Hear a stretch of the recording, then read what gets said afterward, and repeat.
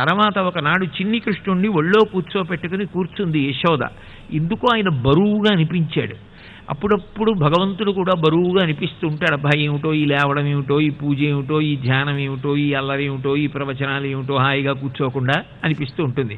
ఏమిటి హాయిగా ఇవన్నీ వదలడమా హాయి నీకు అని 1కి 10 మాటలు పరిశీలించుకుని, కాదు కాదు ఇదే హాయి, ఇందులోనే ఉండాలి అని మనిషి తనని తాను స్వస్థత పరుచుకొని పూనికతో ప్రవర్తించాలి. ఆ యశోద పిల్లవాణ్ణి తీసి కిందకి దింపింది. గొప్ప రాక్షస సంహారం జరగాలి, లోకానికి ఒక పాఠం చెప్పాలి పరమాత్మ. సుడి ఎరుగని హరిసుడివడ సుడిగాలి తరంగు రక్కసడు విసిరెడి ఆ సుడిగాలి ధూళి కందుల సుడివడ గోపకులు బెదరి సుడివడిరదిపా అన్నారు పోతన గారు.